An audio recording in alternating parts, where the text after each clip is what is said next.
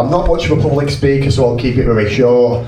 In '98, initially became the guy that, you know, bombarded you with a cavalcade of words, you know, and you know, he basically morphed into, you know, such a significant role in all of our lives.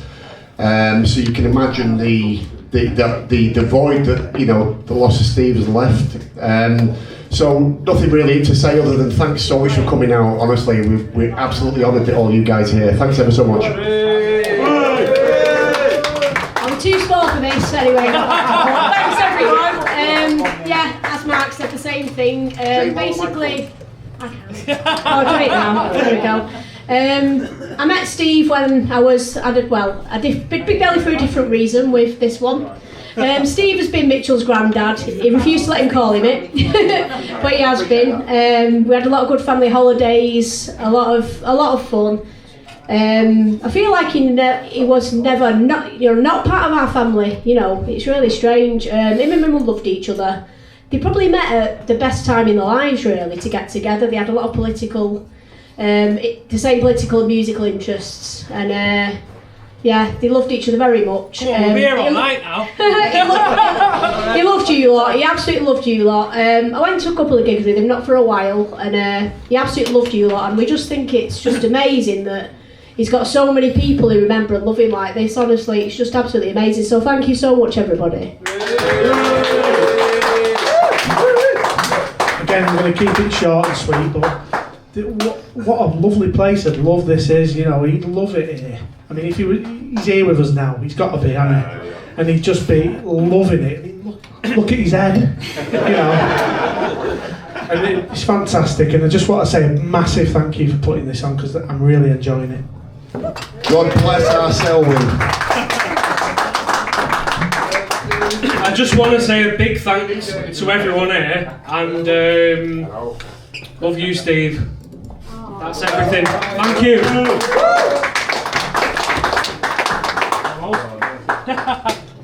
I'm not pissed enough to talk.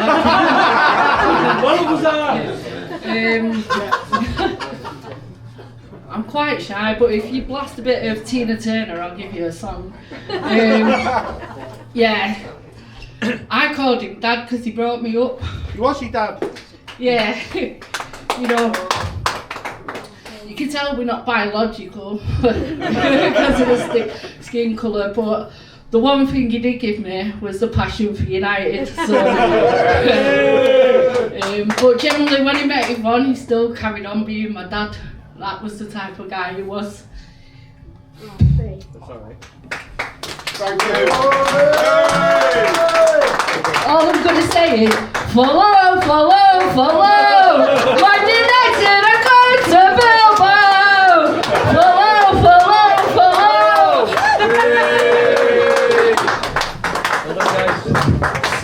So right, we're going to have a few minutes, and we're going to have Factory Acts.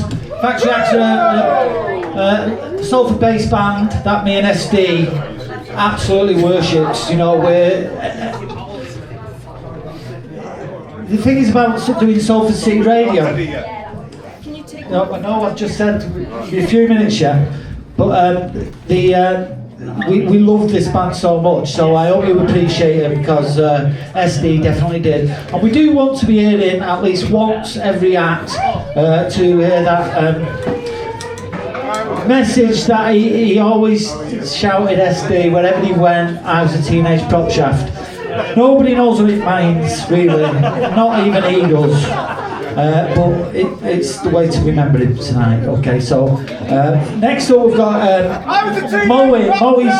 Moe's going to read out something that I received, but today from Yorkshire, and it's from a band called one of the members of a band called Flies on You, which we used to play a lot on Salford City Radio. We brought them over here to Salford, and SD absolutely loved these guys, and they loved him. And you'll hear in a moment from SD, from Moe, how much he cared also about SD. So thank you, and I'll see you in a bit. Right, some of you, this is from Doug Aikman from Leeds. who's a member of Flies on You, Father Figures, and now Boggy Fringe. And Doug's a good guy, and as Tony said, I mean, he's a big Leeds United supporter as well, and yet Steve and him buried the differences on football, and they became the firmest of friends. Anyway, I'll read you this. This is from Doug. I would have loved to have been at this event to celebrate the life of our friend Stephen, but unfortunately can't be there due to circumstances beyond my control.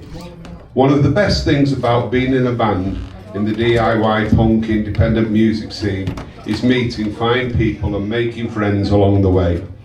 All, of course, not all encounters turn into lasting friendships. When they do, it's special.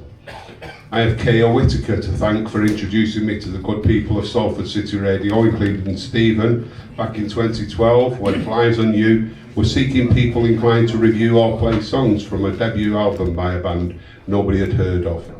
This was the start of a completely unexpected and beautiful relationship between Salford and Flies on You from Leeds. My Flies on You comrade, Andy Watkins, who is also sadly no longer with us, and I love being adopted in this way and becoming pals with like-minded souls from the other side of the Pennines. Consequently, it was a very special night, probably my favourite night of the year in July 2012, when Flies on You live combo played Salford Crescent, accompanied by the Arndales featuring friends made 25 years in my nerve-wrack days, ex-members of the Thrilled, Skinny and Pregnant Neck, and the Hamsters featuring friends-to-be Ian and John. This event was arranged and hosted by Lord Tony Thornborough, attended by friends past and present, and was the first time I met Stephen in person. We had a lovely chat, and at Stephen's suggestion, a photo was taken of us, which I have cherished as a memento. He wasn't fucking alone, was he, having the photograph taken with Steve? Of this particularly special occasion. Even before Stephen started passing, I cherish it more now as a memento of our friendship. In January 2017, Stephen made the trip over to Leeds to attend a gig at the Brugnell, where Flies on You supported the Rezillos and Department S. My Flies on You comrade and I were so chuffed, and after the show the three of us spent hours enjoying each other's company, long into the night. Later in April 2017, when Flies on You were looking for northern gigs to enable us to support the band Fisher Z, Stephen stepped up, despite not being a promoter by trade, to organise and host a gig at Fred's Alehouse, where we were accompanied by 4 Candles, Ian and John again. This gig was a blast, another heartwarming and memorable occasion. As well as these precious few meetings in person, I was in regular contact with Stephen through Facebook, private messaging occasionally, by phone, and once I think via Zoom. One afternoon we rambled on in conversation about music mainly for about 2 hours and could have gone on for longer, both of us being the sort to enjoy a good chinwag about music. When Stephen interviewed me for his radio show, I don't know whether Stephen intended to make us feel special and interesting, but he did. Many of you at today's event must have known Stephen much better than I did, so you don't need me to tell you what sort of a fella he was. I found him to be genuine, funny, unpretentious, kind, generous with his time and energy, and an absolute sweetheart. Really the kind of fellow who renews your faith in human nature. I'm not just saying this because he's no longer with us and we're obliged to speak highly. If you've known Stephen, you know it's the truth. I'm a silly, sentimental sausage, and I don't want to start blubbing or to set anyone else off on what is after all a celebratory occasion. Stephen made the world a better place and enriched us all with his presence in our lives. Big love to you all. Go Gators. I was a teenage drop shout! Hey! I used to bowl.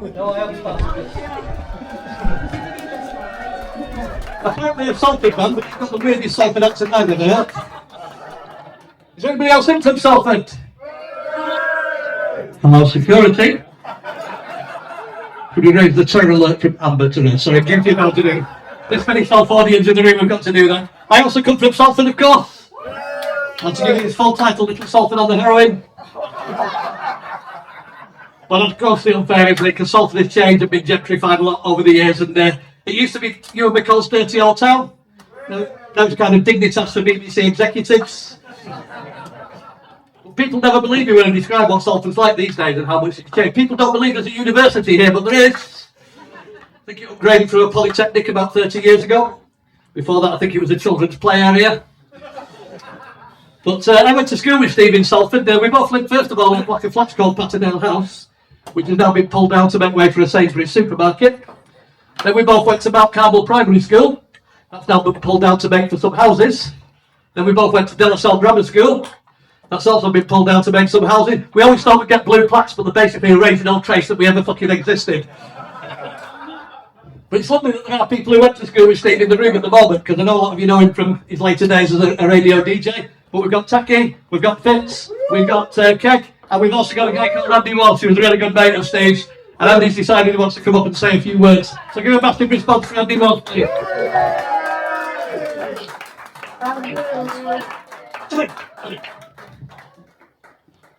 If the next band can come and set up if they want to in the Harveys. Cheers, Kenny. Thanks very much. Like everybody else, it's a great privilege to be here to commemorate Steve. And I'm like Kenny said, I've known Steve since we were at school together when we were 11, and then we were both shamefully sat outside a teacher's office on a parents' evening when our fathers recognised each other. They both served their time together at Lancashire Dynamo across the road from Man United's ground, and they sat there chatting. Me and Steve took the opportunity to scarper, so we didn't have to sit there while they sat down with the teachers and heard what a pair of scallies we were and not going into class, etc. Jim was a fair footballer as well as a fair singer. Jim's S's dad. The thing I first started by saying was really Steve would be quite embarrassed and bashful about this today, and I was looking at the pictures and thinking, which bashful would it be? I mean, would it be the shady Salford, that one? Or would it be the, I'm not really quite sure, this one? Or would it be, come on then, fucking have it? Or, I think it'd probably be that one, wouldn't it? That'd be the sort of bashful S that would be, that'd be looking down on us now as we're doing this. He was a lovely fella, a fucking mess, and a complete chaotic fella. He didn't. Well, to be honest, I do wonder how he ever managed to put Sonic Diary together, because most of his life was a complete and utter chaos. And the reason he could is because he was so passionate about music, and he was so passionate about talking. If you've ever heard an interview that he's done with anybody on the radio, it's 90% Steve and 10% the person he was interviewing. But a beautiful, beautiful human being, and very vulnerable as well at the same time. I've lost count of the number of people who said to me, I've arranged to go out with S. No, he's not turned up. I've arranged to go out with S. No, he's not turned up. Because quite often he was skint. But he was, he spent all his time giving to other people in terms of his love and passion for music and Man United. So I wanted to, I wrote a piece for a Man United fanzine called United We Stand, which I wanted to share with you. I thought it was the best way of just having put my thoughts down on paper. I thought it was the best way of doing this today. So he was known, not only we reduced his name to SD, but by those who were closest to him, we'd actually reduced it further. We just called him S. Another thing I wanted to say before I start this is that SD logo that's up there that he claimed, he robbed that of the company that I work for, Supporters Direct. But I'll just start by reading, well, finish off really by reading this. SD was as sharp as a tack, great company, love United, and was obsessive about music. His love of music and a belief in fairness and justice came from his mum and dad, Jim and Tess. Jim was a community activist and a campaigner for housing tenants in Salford. And in his younger days, Jim worked the circuit, singing in pubs and clubs across the northwest. Tess had a fair voice herself, and she and Jim never needed much persuading to duet in the local on a Friday and a Saturday night.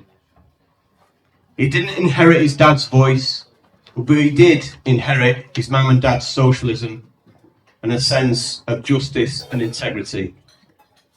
SD was proud of his roots and immensely loyal to family and friends. He met and fell in love.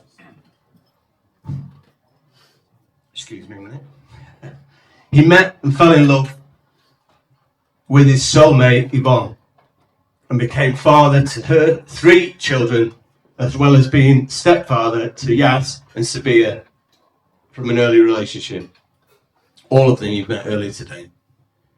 United fan from birth, he started going to matches with his dad in the early 70s, venturing out under his own steam and with schoolmates in his early teens. Many of those are here today. In his youth, he always looked older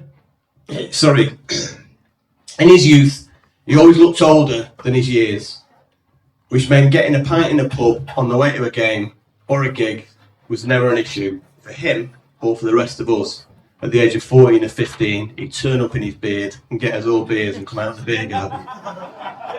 His enormous capacity for beer earned him the school nickname of the Beer Monster. And I'll just pause there for a minute, because at my stag, we held it at a friend's house, a friend's house where my best woman, and now a best man and a best woman, we held it at her house, and we acquired a barrel of Holtz's from the local landlord. This was before Holtz's sold barrels commercially. We just flagged the landlord for a barrel of Holtz's. S saw it as a challenge to drink that himself. And about 3 hours in, he sat at one of those cheap plastic tables you can get from B&Q with pop-in legs. And he leant on this table and emptied half the barrel that he'd just drunk all over the patio. And then leant on the table, and legs popped out, and he landed in what he just emptied. But anyway, that was S. But United in music were his passions. As a young teenager, he was into Slade, Status Quo, and Thin Lizzy. But it was punk music and The Clash that truly captivated him. He was an avid gig goer, with a random shout of very good. And at every gig he attended, and that some may remember his rendition of Sam the Sanitary Man, which was released a number of times on various music tapes and CDs over the last few years. His encyclopedic knowledge of music and a gift of the gab became the perfect combination for radio, and his much-loved Sonic Diary programme for Salford City Radio had a loyal following. On his radio show and his podcasts on Mixcloud, he played an eclectic range of music. His only condition being, if I like it, I play it. Often referred to as a Salford's John Peel because of the airtime he gave and the promotion he gave to local bands. During the 70s, 80s and 90s, SD travelled all over the country watching United. A shortage of cash was never a barrier. Getting to the game was what mattered. Hitching a ride, blagging and kipping wherever he could, just to get to see his beloved Reds. He didn't let the small matter of a family wedding in 1984 stop him attending United's European Cup Winners' Cup match against Barcelona. He nipped out, turned up at Old Trafford in suit, complete with tie and buttonhole, having bombed out the back door of the wedding reception to catch the match. Victory secured, he returned to celebrate the Union, and Brian Robson-inspired United comeback. The longer and more complicated the trip, the bigger the challenge. He decided to make a weekend of the 1983 Cup final against Brighton, and after the initial game finished in a draw, he kicked overnight on Brian Fitzpatrick's floor. He was here somewhere. And the next day, he headed down to Wembley to try and pick up replay tickets. Arriving back in Manchester, skint and desperate to get back to Wembley for the replay, he used his gift of the gab to persuade someone in the pub to pay over the odds for the ticket, and then he nipped out of Old Trafford and bought a replacement. After the FA Cup victory and eager for the new season, he decided to go for what was, even by these standards to these days, a nonsense friendly in the Townsend Torreson Cup, which was played at Brighton's ground. He hitched a ride to Brighton with Taki, who also is here today, another old school mate. He had no money for accommodation and thought they'd just sleep on the beach, but the dibble kept moving him on. They eventually settled down for the night in somebody's greenhouse, nicked a bottle of milk off somebody's doorstep, went in the sea to freshen up. They couldn't get into the United section in the end and ended up in the Brighton end, met up with a couple of other people, were kicked out by the police, escorted round to the United section, and after the match they persuaded some bloke they'd never met before to let him sleep on their floor before blagging a lift to London and scraping enough money together just to get on the coach to get back home. Steve Doyle was a big fella with a kind heart. He's sadly missed by all those who had the privilege to know him. Rest in peace, SD. Thanks for being you. Be well said.